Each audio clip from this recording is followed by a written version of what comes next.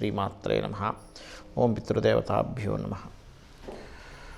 మనం ఈరోజు ఫిబ్రవరి మాసంలో 1వ తేదీ నుంచి నెల ఆఖరి వరకు ఉన్నటువంటి గ్రహస్థితి ఏ విధంగా ఉంది, అదేవిధంగా ద్వాదశ లగ్నాల వాళ్ళకి లగ్నం తెలియని వారు రాశి నుంచి చూసుకోండి, ద్వాదశ రాశుల నుంచి కూడా చూసుకోవచ్చు.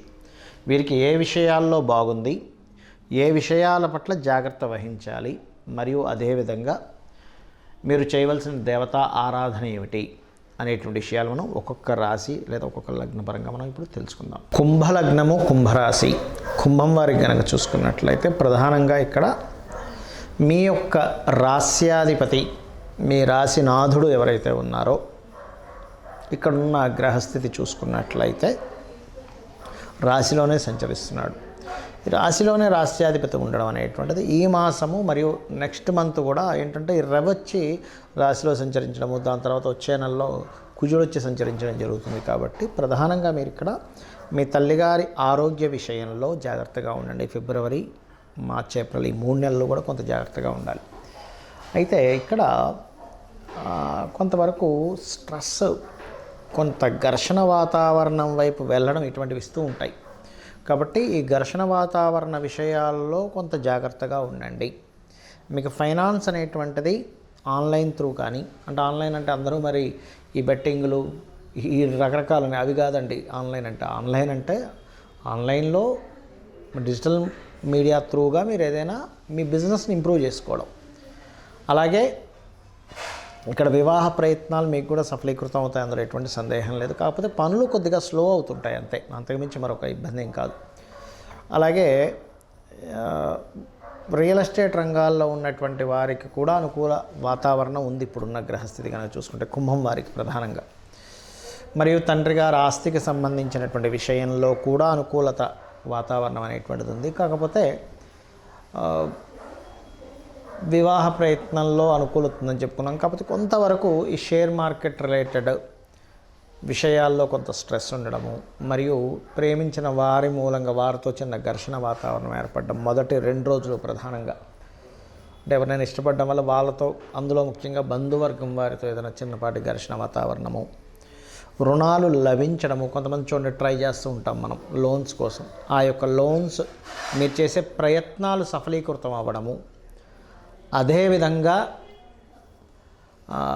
కొంచెం ఈ పూర్వీకుల ఆస్తులకు సంబంధించిన విషయంలో, ముఖ్యంగా తాతగారి ఆస్తికి సంబంధించినటువంటి విషయంలో నిర్ణయాలు తీసుకోవాల్సిన పరిస్థితి వస్తే, అంటే అది ఏదైనా అమ్మేయడం కానీ, షేరింగ్ చేసుకోవడం కానీ, ఇటువంటి విషయాల్లో తొందరపాటు నిర్ణయాలు తీసుకోకండి. అటువంటి నిర్ణయం ఏదైనా తీసుకోవాల్సి వస్తే ఒక్కసారి గణపతిని తలుచుకొని ఆ నిర్ణయం తీసుకోండి.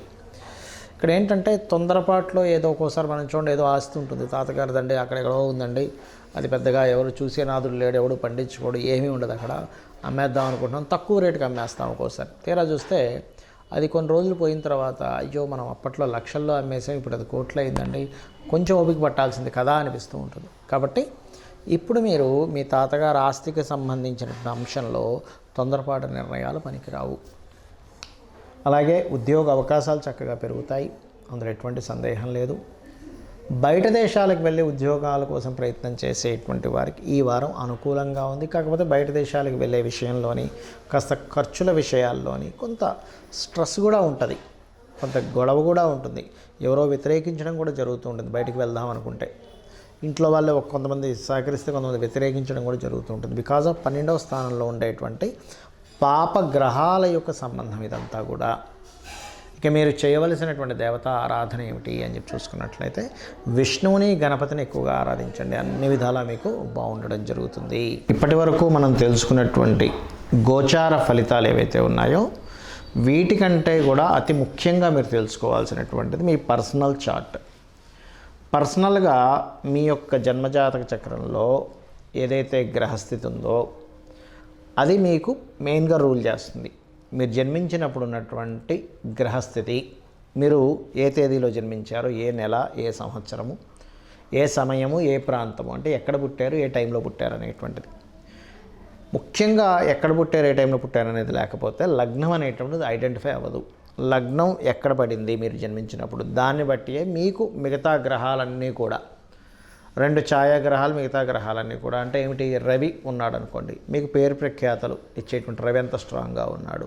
రవి స్ట్రాంగ్గా ఉంటే మీరు రాజకీయాల్లోకి వెళ్ళొచ్చా, మెడికల్ రంగాల్లో వెళ్ళొచ్చా, తండ్రి పరంగా ఎలా ఉంటుంది, ఇవన్నీ చెప్తుంది రవి. అదే చంద్రుడున్న స్థితిని బట్టి మీ మానసిక స్థితి ఏమిటి, కుజుడున్న స్థితిని బట్టి మీకు భూ సంబంధించినటువంటి యోగాలు ఎలా ఉన్నాయి, బుధుడున్న స్థితిని బట్టి మీకు ఉండేటువంటి రిలేషన్స్ కావచ్చు, విద్యా సంబంధించినటువంటి విషయాలు కావచ్చు ఎలా ఉన్నాయి. అదేవిధంగా శుక్రుడిని బట్టి వివాహము, సుఖాలు, భోగాలు, శని భగవానుని బట్టి మీకు ఉండేటువంటి కర్మ, మీ కర్మ ఏమిటి, మీ జన్మజాతకంలో మీ పాస్ట్ లైఫ్లో చేసుకున్న కర్మ ఏ రకంగా మీరు పొందగలుగుతారు అనేటువంటి శని భగవానుడు చెప్తాడు. ఆ రకంగా రాహుకేతువులను బట్టి కాలానికి మోక్షానికి కారకులు. అంటే సమయం ఏదైతే ఉందో, ఈ లగ్నం ఏదైతే ఉందో, ఈ లగ్నం ఎందుకు ఐడెంటిఫై చేసుకోవాలంటే మీరు ఎందుకు అంటే మీరేమిటనేటువంటిది మీ లగ్నం చెప్తుంది. మీ ధనాధిపతి ఎక్కడున్నాడు దాన్ని బట్టి మీరు ఏ రంగాల్లోకి వెళ్తే మీకు ధనయోగం కలుగుతుంది, ఎక్కడ మీరు ఫైనాన్షియల్గా జాగ్రత్తగా ఉండాలి లైఫ్లో, ఎటువంటి మార్గం ద్వారా మీకు ధనయోగం వస్తుందని. అదేవిధంగా మనకి 4th హౌస్ని బట్టి మీరు ఏ డైరెక్షన్స్లో ఉంటే బాగుంటుంది, మీ పేరుని 4th హౌస్ని తీసుకొని మీరు ఎప్పుడు అసర్ట్స్ కొంటే బాగుంటుంది. చాలామందికి మిస్టేక్ జరిగేది ఏంటంటే ఈ సమయంలో అసర్ట్ కొంటే మంచిదే అన్నప్పుడు తెలియకుండానే అనుకూలించినటువంటి సమయం కాకుండా అనుకూలించిన సమయంలో అనుకూలించినటువంటి దిశలో కొంటారు, అక్కడ ప్రాబ్లం అవుతుంది. అదేవిధంగా సంతానం ఒక మార్గంలో వాళ్ళు సక్రమంగా వెళ్ళలేకపోతున్నప్పుడు వాళ్ళకి ఎటువంటి దేవతా ఆరాధన వాళ్ళకి నేర్పిస్తే బాగుంటుంది, వాళ్ళకి ఏ మంత్రం చెప్తే బాగుంటుంది అనేటువంటివి కూడా చాలా ఉంటాయి. వాళ్ళ హెల్త్ పాయింట్ ఆఫ్ వ్యూ కావచ్చు, వాళ్ళు ఎదగడం కావచ్చు, ఇవన్నీ కూడా. అదేవిధంగా ఇన్వెస్ట్మెంట్స్ కావచ్చు, అబ్రాడ్కి వెళ్ళేటువంటి యోగం కావచ్చు, ఇవన్నీ మీ పర్సనల్ చార్ట్లోనే ఉంటాయి, గుర్తుపెట్టుకోండి. అయితే మీకు సందేహం కలగవచ్చు ఇక్కడ, ఇవన్నీ నా పర్సనల్ చార్ట్లోనే ఉంటే మనం ఎందుకు ఈ గోచార ఫలితాలు చెప్పుకుంటున్నాము అనేటువంటిది. ఇక్కడ ఒక విషయం గుర్తుపెట్టుకోండి, మనము ఒక ప్లానింగ్ అనుకుంటాం, మనం ఒక ప్లాన్ చేసుకుంటాము, మన ప్రయత్నం మనం ఒకటి చేస్తాము, కానీ బయట ఉండేటువంటి పరిస్థితులు అంటే ఏమిటి, ట్రాఫిక్కే కావచ్చు, బిజినెస్ సంబంధంగా మార్కెటే కావచ్చు, వాతావరణమే కావచ్చు, ఇవి అనుకూలించలేదనుకోండి. మనం ఒక ప్రయాణం చేస్తున్నాం, ట్రాఫిక్ బాగా జామ్ ఉంది, గంటలో వెళ్ళాల్సింది 2 గంటలు పట్టచ్చు, 3 గంటలు పట్టచ్చు. ఏమిటంటే మీ ప్రయత్న లోపం ఎక్కడా లేదు, కానీ బయట ఉండేటువంటి పరిస్థితులు వల్ల మీకు లేట్ అయింది. అలాగే గోచార గ్రహాలు కూడా ఎక్కడెక్కడ ఏ గ్రహం ఉంది ఇప్పుడు ప్రజెంట్ ఉన్న కండిషన్లో అది మీకు మీరు చేస్తున్నటువంటి దానికి ఏ రకంగా అది అబ్స్ట్రకిల్ చేస్తుందా లేకపోతే అది సపోర్ట్ చేస్తుందా, ఇదే గోచార ఫలితాలంటే. కాబట్టి ఈ గోచార గ్రహాల యొక్క స్థితిని మనం చెప్పుకుంటున్నాం. సో మీరు మీ జన్మజాతక ఫలితాలని, మీ గోచార గ్రహాల స్థితిని తెలుసుకొని మీరు పరిపూర్ణమైనటువంటి విజయాన్ని పొందాలని, అదేవిధంగా మీరు పితృదేవత అనుగ్రహం కూడా ఇప్పుడున్న గ్రహస్థితిలో ముఖ్యంగా మీనరాశిలో రాహు సంచారం జరుగుతున్నందుకు తారుమారు అవుతుంటాయని అంచనాలు కానీ అవన్నీ కూడా. కాబట్టి ఇక్కడ పితృదేవత ఆరాధన ఎక్కువగా చేయాలి. చేసినట్లయితే మీకు ఖచ్చితంగా పరిపూర్ణ విజయం అనేటువంటిది ఆ పితృదేవతల అనుగ్రహం ద్వారా మీకు లభిస్తుంది. శ్రీమాత్రే నమః.